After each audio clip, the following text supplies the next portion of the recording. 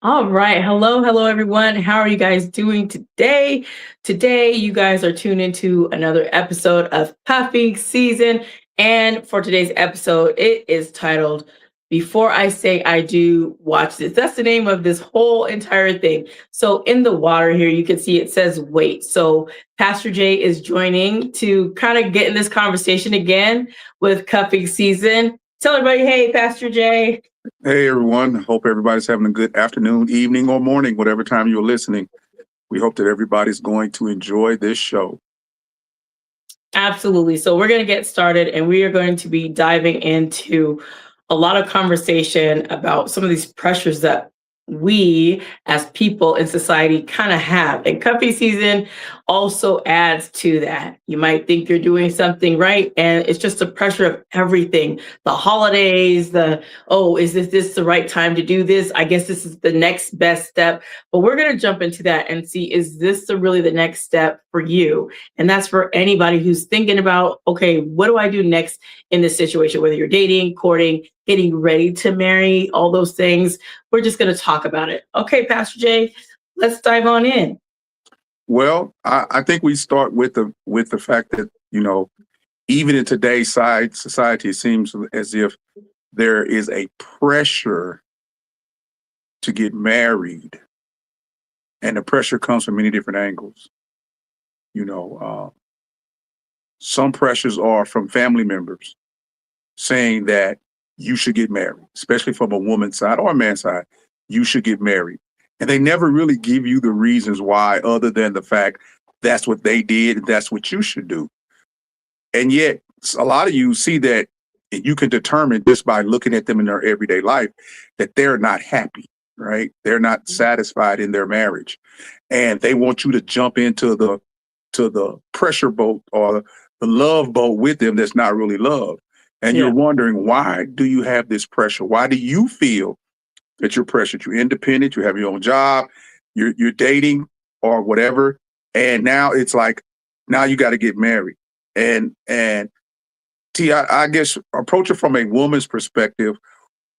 Let's start with family pressure. What was it like for you to go through the family pressure of being married? What led up to the family pressure? So I think for me in my situation was my family was very abusive and strict. And Hmm. so I wanted to escape that. I wanted to get away from that. I was tired of that. So there was that aspect. Then the other part was the pressure from my mother. Like, you're grown, you need to get up out of my house. So the next thing is, well, how am I going to do that? I can't just get out of here. How do I get out of your house? How do I do that? So my first avenue before I ran to go get married is I tried to do it the way that I would do by myself. I ran to the military first as my escape. That was my first thing. Like, okay, I'll be on my own. I'll take care of myself. I don't need to marry nobody. I'm going to go do a career in the military. Well, then that fell through and I had to come back to family. So next pressure, I'm still listening to my mother because I ended up back with her again, ended up back with my family. You need to get out of my house. So caught the first thing moving, which was my ex-husband. And of course, when he came and saw all the different things that I was doing with my family, it's like, you know what? If you marry me, you'll never have to wash a dish again. You'll never have to do any of that stuff, right? You'll never have to do those things. And to me, that sounded great because I was always doing all the stuff for my family. So if you already come from somewhere that you're always washing, doing for all the family, and they don't really care, and someone says, I'm going to take you away from that life, you're like, great. I don't want to be here. I don't want to do that. So for me, I had all these different things that were vying for not just my attention, but vying for me to get out and escape. And I found someone that was going to help me to escape. Was I in love with that man? I was not in love with him. I needed to, in my way, use him to get out of my situation because I didn't want to stay with my family. They were abusive. I didn't know what other way to get out of that toxic abusive situation because I've been in that my entire life. And here he came. So, Well, and you mentioned the toxic situation. That was the pressure for you. And was there any kind of pressure for you to legitimize yourself as a woman? Did you feel that pressure from anybody, friends or family, that you had to be a full woman, you needed to get married? I think that would have happened when I had moved in with the ex-husband, right? And we were just dating, but we moved in together and the pressure was like, okay, well, I know I'm pregnant, number one, and I knew we are living together. That's a bad thing, but I want to try to make it right. I was like, okay, you finally got divorced from your ex-wife. Let's go ahead and do this. Baby's coming. Let's do this, right? Because my mother already said, the man's separated, meaning this as a Christian woman. He's separated. He's not divorced, right? You know that. Mhm. So the way we started is kind of the way it ended. I was like, okay, well, I'm not trying to break up. So I'm like, but he's still married and you're messing with a married man, although he's separated. He's not divorced yet. So when the divorce finally happened, then I was like, okay, well, we need to get married now. We need to do this now. And the reason why you needed to get married is because you were pregnant. Right.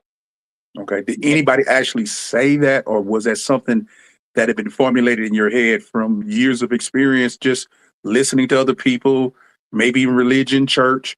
Was that, you know what I'm saying? It's like sometimes we come up with answers. We don't even know how we came up with them, but Yeah. it's really the pressure from society and from maybe religious circles that make us do something that we really haven't thought through, but we think is good. I mean, we think that's what we're supposed to do. So where did you actually, I see the escape. Hmm. The part of you getting married because you were pregnant, where did that come from? So I believe for me, that came from the church where my grandmother was attending. Mm-hmm. A Baptist church that she was attending. And there were a lot of, at the time, teenagers there that were pregnant without a husband. And you would always hear the conversation from the elders and from people saying, and they would whisper in the background, here she is, pregnant, staying with her mama out there. And they say all kinds of nasty things about these young ladies. And I'm like, well, I definitely don't want that. So that formulation of that kind of mindset came from hearing all of the old school talk from all those people that were in the church, men and women, speaking, ill of whichever young lady found herself pregnant, not married, and just Mm-hmm. walking around church in that way. And see, so we got the escaping of your parents. We have the Mhm. religious part, um, and socially wise, amongst your peers. Was your peers or your friends encouraging you to get married? No, none of my friends were. And since that was one of the things that ended up happening, like after I got married, the girlfriend who I had, who I knew at that time since sixth grade, she was so jealous of the marriage after it happened. She didn't have any idea why I was married, had no context to it. She would just say, "You're a rich bee." I was like, "What the? Every time I come around, you're pregnant. Every time I come around and you're married." I was like, you have no idea what kind of marriage this is. But she wanted to be married so bad herself. Yeah, and that's the part we're gonna get to later. The pressure to get married. Hmm. That word married, become a Mrs. Hmm. On the female side. Yeah. Become a Mrs. to get those three letters behind your name.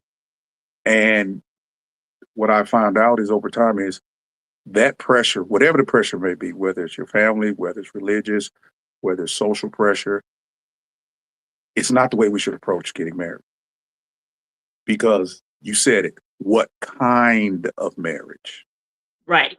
See, that's where we get away from it because everybody talks about divorce, divorce, divorce, divorce. Divorce rate is so high, but divorce rate would not be high if we would really take our time to examine marriage in itself, ourselves in marriage, and what marriage should look like. Because the divorce rate is so high, because everybody's considering shacking, if you want to use that word, or living together without the commitment, or living together with a pseudo commitment, then uh, marriage becomes distorted, right? Marriage Hmm. becomes distorted. So you have generation of men and women who haven't seen what marriage really was. You're at the point now where grandma and grandpa might have been married. Back in my day, your grandpa and grandmother at least was married once or may remarried. But now you may have, a couple of generations of there's no marriage, Yeah. but there's children. Right. Okay. So then somebody comes along and says, I want to be married. but it's the kind of marriage that's so important. You know, and again, it took me a minute to understand this. It is the kind of marriage that's important, and that's what we don't investigate more of. Because if we move in fear, because what you basically did is move out of fear and frustration on the first one, and then Right. out of coercion of fear in religious circles, then we end up doing something that can really cause detriment to ourselves. The religious thing, it's better to marry than to burn. Yeah. The sexual part, whereas having uh, agreed upon sex before marriage is fornication, and fornication is a sin, and God is going to whatever you want to add to it. Okay, Right. fornicators, adulterers will not see the kingdom of heaven. We know we see that, right? Right. Um, but what I've seen is that getting married just to have sex is not good either, Right. right? Right. Committing yourself, it's not getting married just to have sex. Actually, to me, uh, bruises or seems to downgrade what marriage is, because at that point, if you're just getting married to have sex, you're just moving out of lust anyway. Yes.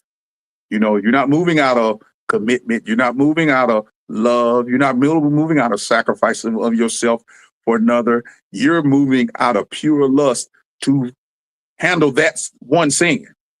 Yeah. But I think it should be a sin to marry and you don't understand what marriage really requires, Right. you know.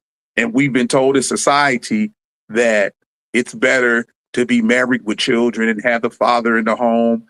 But we've learned and discovered, and by your story, you can tell a little bit of it. Yeah. You made that move. You did get married, but then what happened? Domestic violence happened. Okay. Yeah. Domestic violence happened. Yeah. And so, yeah, go ahead, Pastor Jay. No, go ahead. I said, when you think about when we were talking about just earlier, the kind of marriage, I didn't know the kind of marriage I would be in would be a domestically violent marriage. I thought I've married this person. Okay, I've got kids. All right.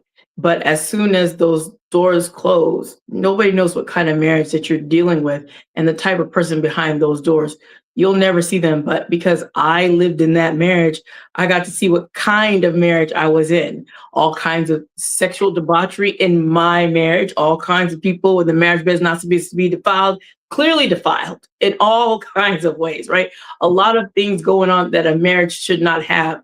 One person, husband and wife. There was multiple people, understand? So it's not just that. There was, of course, cheating on both sides, right? Trying to escape, but we're not leaving each other. And then if I do, there's this whole control thing. It was a circus of a marriage, and none of it was ever godly. None of it was covenantal at all.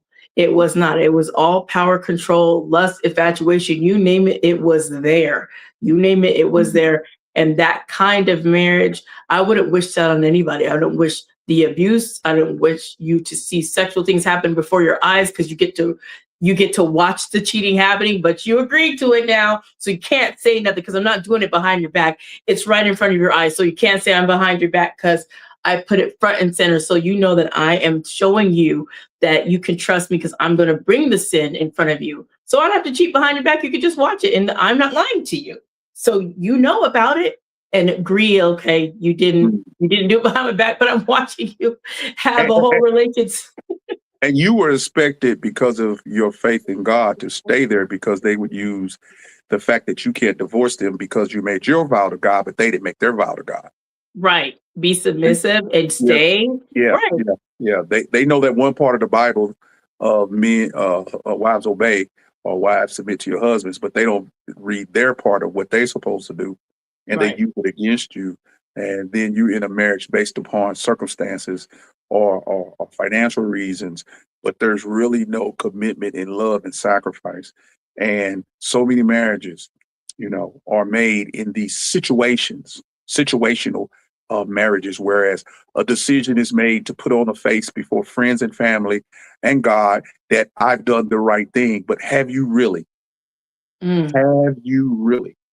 Because in a sense, in your sense, your children had to grow up traumatized with the abuse that you had to endure in the marriage.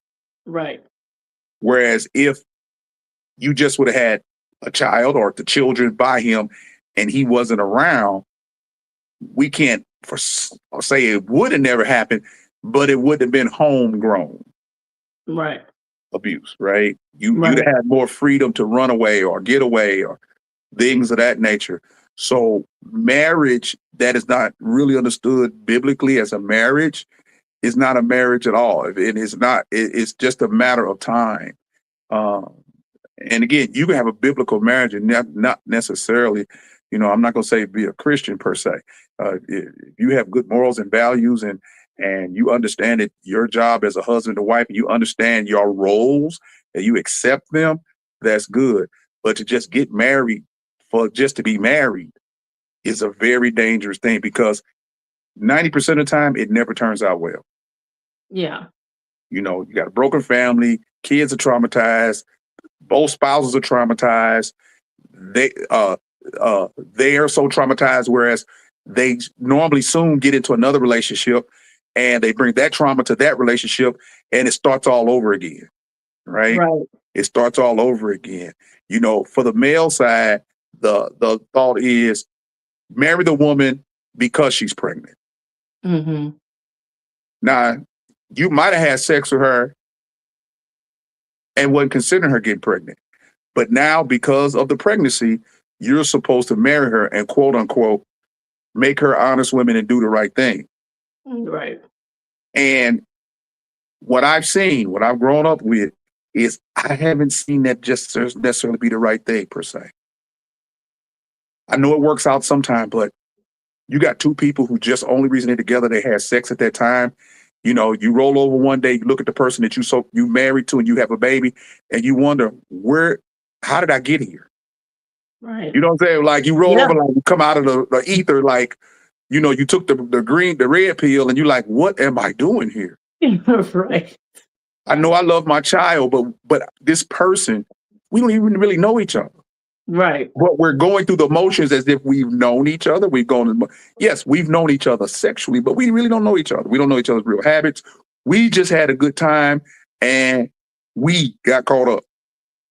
So Yeah. now we throw marriage into the mix. And I think that's the worst thing that you can do. It is. It truly is. Even for religious sakes, it's the worst thing. Too many pastors I've watched and I counsel some couples where really they got married because the pastor said they need to get married. The Bad pastor business. said they need to get married because they had a child. They have to get married. God is not going to bless them. No, let me reverse this. God is not going to bless them and they're under some kind of curse. Now, he may not say that, but if God's not going to bless me, then I got to be under the curse, right? The end result is I'm under a curse. Right. It's implied. It's implied. Yeah. It's felt. It's the mothers are looking at you. I can tell you that church witchcraft is strong. It's so strong because I label anything that's manipulation to make you do something that you wouldn't normally do is witchcraft. Yeah. And I got my own witchcraft story. I was dating this young lady and she was living with me back when I was in my 20s, right? And her mother had a friend who was a pastor. And the mother was going out of town and it was his anniversary or something. And the mother told the daughter, well, that I was dating, let's take a check. You take a check over to him. I'm like, I'm not going to leave his name. You take a check over to him. Okay. And we did, no big deal. Take a check over. I wasn't really in the church. She wasn't in the church, but her mother knew the guy and the pastor and they were friends. And okay, we went to service, took the check over. Well, we started going. Now, I'm divorced with 2 kids. She's never been married with 2 kids. So we got babies, like 3 car seats. Going to church. But we live together, as they say, shacking as husband and wife, the benefits on my end, the benefits on her end. We're living our life. And it started subtly, to the point that when the pastor, at any point in time during his sermon, he may say, Brother Sutton and Sister Smith, I'm going to say Smith, I'm not going to give her name, Y'all need to get married. Mm. And then he go on, finish doing what he need to do, right? And of course, when he holler out my name, they turn around and look. And when he says that, they all look, right? So all Yeah. eyes on us. Yeah. And we're sitting there. So think about that goes on for a couple of months. Wow. Okay. That goes on for a couple of months. Not every service, but enough to where I can say it's using manipulation. Mm-hmm. Now, I'm a strong person, strong-willed person, but you got to be careful inside these churches because you could be manipulated and you don't even know. Like I said, because I like the church, so I trusted the pastor. And this is before I was saved, y'all. So just, I'm just going to church.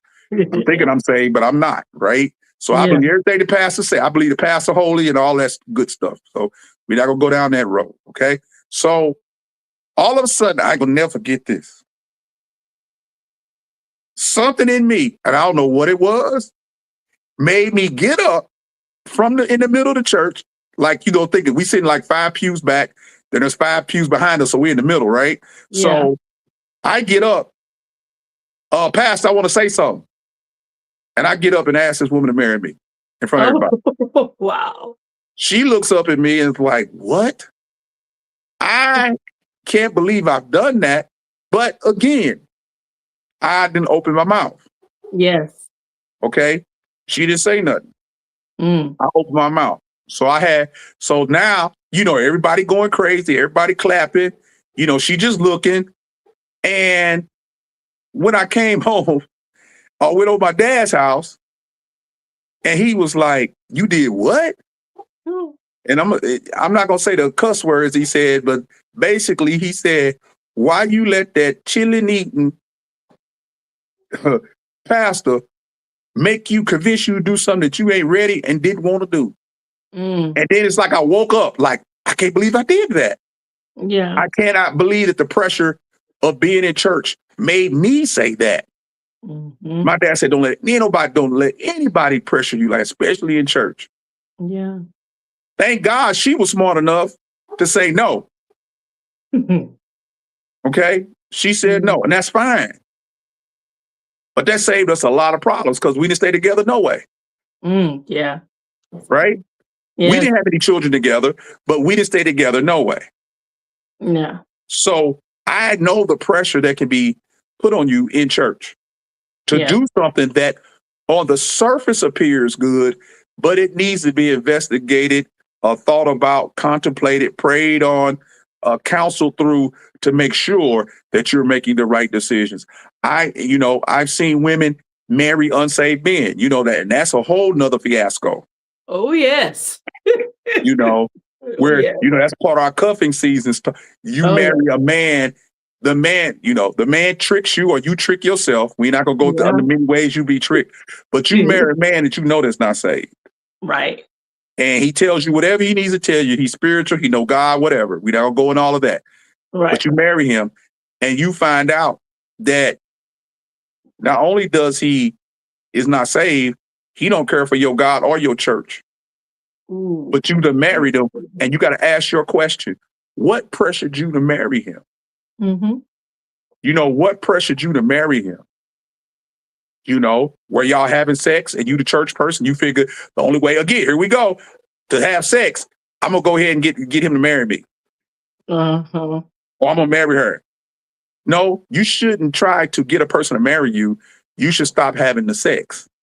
Right. But you don't want to do that, right? You don't want to do that. You want to continue to do what you want to do. Okay. So you marry this person who's not into God. And I'm going to say this, you get what you get. You know what I'm saying? Yeah, it's natural consequence. That's a consequence of your decision. And like I've learned, God don't have to chastise you by doing something to you. He lets the natural consequence of your bad decision whoop on you in itself. Yeah, yes. While you worried about God coming down, spanking you having to live out your bad decision to marry a person that you shouldn't marry is consequence in itself. Yes. Okay. Yeah. And this is a warning to all of you. Don't do it. Marriage is too precious to do this haphazardly. Right. And just because you've been living with somebody for a long time and have a baby, Either one. Why? Why? The question should be is why after 6 or 7 years, why are you getting married now? What's What is, the what has yeah, changed, right? right? What's the motive? What's the agenda? What's all? Yeah, Why all of a sudden? Why do things change? Is yeah. it, I wonder that too, And Pastor is there, Bill. hold on, Yeah. but is there evidence of change? Where's the fruit of change, right? Yes. The Bible always talks about you know a tree by its fruit, Mm-hmm. okay? Not by its bark, by its fruit. Yeah. So if not, and I mean, I've seen women take insignificant change as major change because they want to be married. Like, I'm just being silly. He started picking up his clothes now, and I don't have to pick him up. Oh man, he's committed. What? All he did was start picking up his clothes. Yeah. Oh, he started talking to me a little bit more. That doesn't mean anything. Don't you have standards that, and both sides of this equation? But the woman gets hurt the most, especially to a Christian woman when she marries an unsaved man or a man that is not ready to be a husband. He may be saved, but not ready to be a husband. And there's no honest conversation because he doesn't want to lose face because he cares for her, but he doesn't want to tell her, look, I'm not ready yet. My hat goes off to the men that actually just go ahead and say, hey, I'm not ready yet. Or the woman that says, I'm not ready yet. Or why don't we live apart and see if we really want to be married? Yeah. I'm gonna let you be a good father. I'm gonna be a good mother, but we don't have to be in the same household like this if it's going to cause trauma. You don't have to be. But you was getting ready to say something. What was you going to say?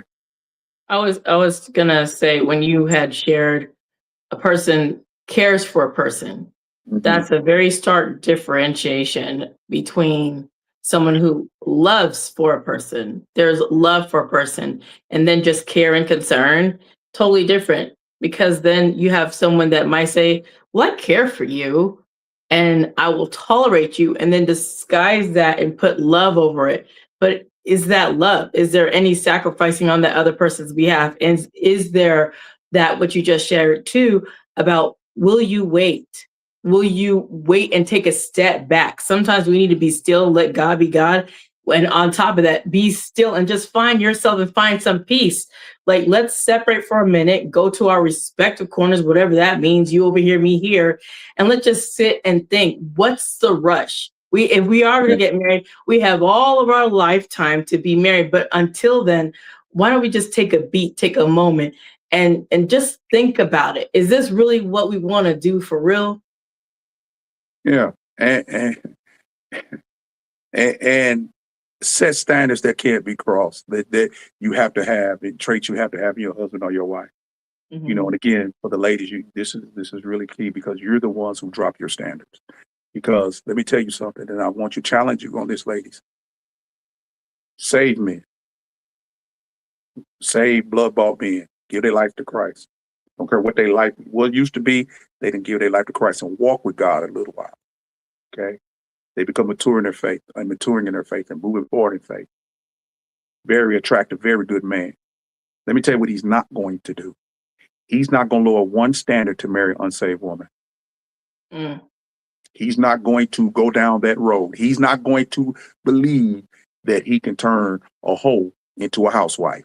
That sounds cute, Uh, but he's not going to do that because he understands who God really is, and he knows he could be a great example and guide. But if she's not saved, he's gonna get what he get. mhm. Okay, but you rarely, if ever, find saved men marrying unsaved women, but you find a boatload Of of women. saved women dropping all of the standards, everything that they know, even if they marginally church members with standards or standards without church, they'll drop them just to get them 3 letters by their name. And I know some people who are miserable. And the man's not cheating. He's just a hub son. You know, he's not cheating or nothing like that. You know, the extreme of the domestic violence. But Yeah. if you had, and I asked these women in secret, would you marry these guys again if you knew what you knew? And all of them has said no. Oh yeah, of course. All of them have said no. The 3 husband is years, their nightmare. Their yeah, nightmare that they have. Like 3 years in, 6 years in, 10 years in, and the answer is no. no. Yeah. No, I would not have. I wouldn't have married them. But I proposed to them. But you knew that they were like this. You just didn't know to what degree, Yeah. Yeah. right? You Can't knew that plot they were out like this. everything. You thought that you was gonna power range them into the faith. No, No. can't do But see, it. men don't take that chance. hmm He looking for the blood bought queen, Yeah. right? He looking for her. So those are the kind of things that, the pressures of being married is so great. It's a 2026, Mm. 2020s, man, probably in the last 20 years. You got one end where it says, don't worry about marriage. Yeah. But now we've included married being two people of the same gender. Mm. So now you got another pressure on a group of people to get married. Right.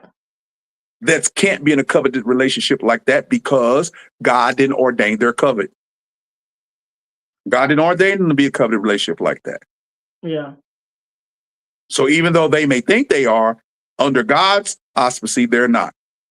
Now, hmm there's nothing against them. The laws of the land, we talking the difference between the laws of the land say you can do that. Okay, fine. The laws of the land used to say a lot of things that's been outlawed. Yeah. Okay.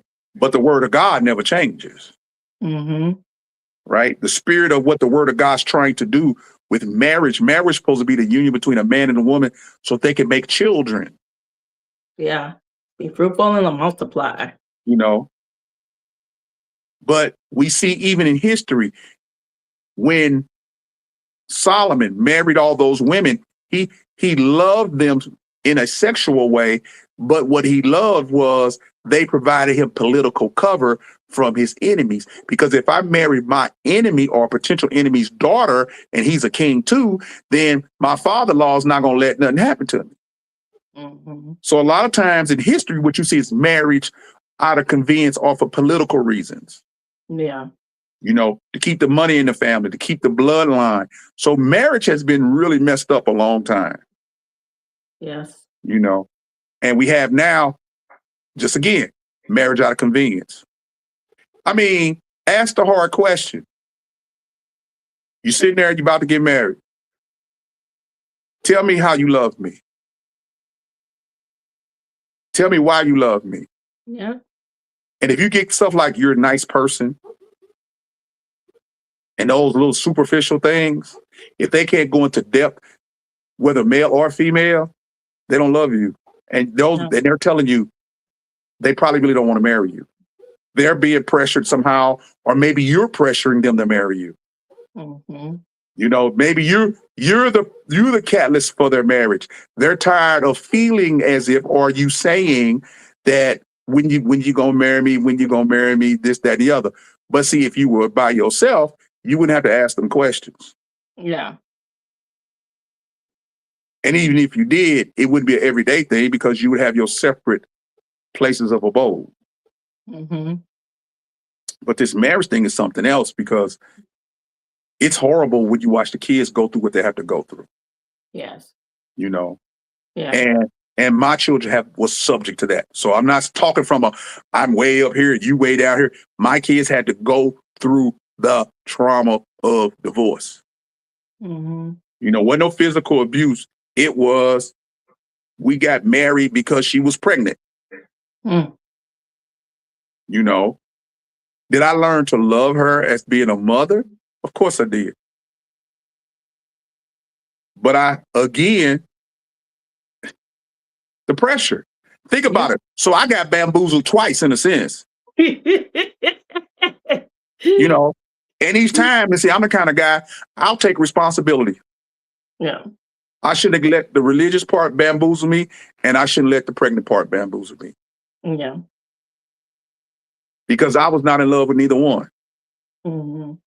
You know, do I love my 2 children that come out of that marriage? Yes, I did. And yes, I do. They're grown now. But if I had one thing that I would tell both of them, whatever you need to do to make sure and set a standard for, don't lower it. Hmm. If they are disrespectful to your parents, remember, they have an air of disrespect about them altogether. And if they're disrespectful to your parents, they're disrespectful to you. And if you Very can't see true. that, that's on you, right? That's on you. You know, kids are, these adults, or children are headstrong. They Hmm. make more money. They're making big decisions out in this world, but sometimes they need to slow down and listen to the wisdom of the mistakes of their parents And the mistakes of others. and the mistakes of others. Yes. Hmm. True wisdom is you don't have to go through it. You can listen to it and say, I don't want to go that way. I don't want that. Yeah, I don't want You that know, for I my told life. I told my son all the time, don't be like me, be better than me. Hmm. And I can say, thank God that he has, right? Thank God that he has. I pray my daughter will continue to do so also. Like, think this thing through, think marriage through, think your next job plan or whatever it is you're doing, think it through, weigh some stuff. Because if it becomes a bad decision, the only person got to live with it is you. Yeah. But if you have a child, they're going to be affected too. So if you guys, and I'm going to say this, if you guys are living together and you're not married and it's peaceful, because sometimes that couple who's been dating and living together for a while, they finally get married, and for some reason, as soon as they get married, all hell break loose. Whereas y'all been together 6, 7, 8, 9 years, and now you get married, and just the getting married has changed everybody's position. And Yeah. normally it changes the man's position, because at that point, if the man hasn't matured, trust me, he feels stuck. Mm-mm. And he's not man enough to tell you that he feels stuck. Nothing really has changed, but now you're his responsibility. Now, he was able to say you were his responsibility, but in legal, you weren't. But Yeah. now you're married, you are. And see, a lot of times, men are the ones who end up feeling like that. The woman, a lot of times she just keep on living like she's been living. She figuring 9, 10 years in this, it's just, as they say, just a piece of paper, but that ain't the way that man thinks it. It's not just a piece of paper. It's I'm hooked to you. Your last Yeah. name is my last name. You Hmm. know, you can get half. You know, those type of conversations need to be had. And if either side feels like that, that's where the prenup comes in. That's where not putting, you were saying, we were talking earlier today, maybe some couples in certain situations with certain financial successes and jobs, maybe they don't need to put everything in each other's name. True.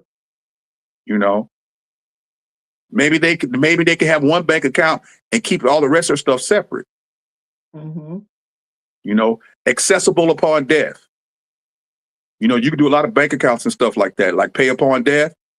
Yeah. Whereas once you die, then you can have access. But up until then, that's gonna stay over here in a trust or whatever. Protect yourself. But then they will say, well, if you're going into a marriage, should you protect yourself? You should go in open. That's not a good idea in 2026. Yeah. This is not Leave It to Beaver Yeah. This is or not the those Brady times. Bunch. Yeah, Yeah. those times are come and gone. Yeah. You know, Men are ruthless, women are ruthless. Right. And some of these marriage fights, these divorce fights, has just caused major problems to the psyche of the children and their family members. I mean, whole families are going at each other because of a broken marriage. Right. Devastation. devastation, scorched earth. Yeah. I'm a hurt. I'm gonna have everybody hurt. Men and women have been locked up because their emotions have gotten the best of them in a marriage, and they Yeah. figure they had the right to go pillage, hurt, harm, and destroy property. And then they end up in jail. Some end up losing their career Hmm. because they're out of control. Because they look at marriage as property ownership, not as a person Yeah. willing to be in this relationship of covenant with you. This covenant relationship with you. So yeah, it's crazy. You got to be careful. So I just say count. The Bible says count the cost, right? Yes. Please count the cost. Think about Please it. count the cost. Yeah. And hey, and where there's pennies, don't try to make them dollars. Because it makes no sense. It makes no sense. There you go. Where there's Hey! pennies, where there's pennies, don't try to make them dollars. Yeah. Those are pennies. And you're gonna need 100 of them to make $1. Don't be looking at it like, ooh, that's a penny. But you know what? In the name of Jesus, it's gonna be $1. No, don't do that to yourself. Don't do that to yourself. Don't do it to yourself. Don't do it. And for church folk, don't let no woman or man tell you they didn't had a dream and they didn't see y'all together and all that stuff. I mean, oh my God. Yeah, can we just in 2026, can we not say God told me to tell you that you need to get married, or God told me to tell you I need to talk to you, or listen, if God didn't tell you directly in his word by a memo directly to him, God ain't tell them nothing to tell you, because there is nobody that you need to talk to except for you and Jesus, straight that way. Why some kind of sideways horizontal connection? God told me to tell you that I need to come and no, you don't. Just stop it. speak Yeah, to me just stop it. plain. Yeah, just Speak stop plain. it. Yeah, Just say yeah, hello. yeah. But church folk, those who are in the cult of church, they don't know how to speak plain. God is always talking. And if you notice, God is always talking to them, but you look at their life and their life has no fruit of God always talking to them. Yeah. No chastisement at all. It's just no all correction. prosperity. I've been assigned to tell you something. I'm like, what? Well, you the one got your shoes on backwards. Did God tell you about that? Well, yeah, I don't, that, like you said, when people talk like that, don't listen to them, especially when it comes to marriage.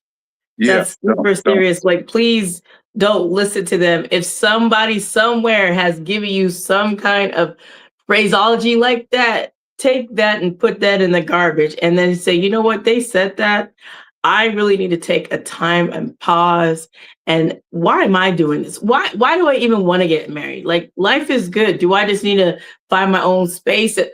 Think about, like Pastor Jay was saying, you need to do some self-evaluation, awareness, and think logically, rationally, away from the situation. Because sometimes when you're in that situation, everything around you is saying, do this, because even where you're living and it's a situationship, you're not going to be able to think clearly in a place where both of the parties are together. You're not going to be able, you need to go away from that situation. Take time away, go somewhere, even if you have to go stay with family or something for a little bit, take some time away and really sit and think. Right. What am I doing? And evaluate. Yeah. Think and evaluate. Yeah. Right. And set your standards and keep them. Mm-hmm. Set your standards and keep them. Don't lower them, ladies. Because that man who's saved, that man who's a good man, is not going to lower his standards. Yeah. Remember, he wanted you to dress a certain way, wanted you to get your nails done all the time, wanted you to have your hair whipped all the time. He didn't lower his standards. He made you rise to his standards because you wanted to be with him, so you did what you needed to do.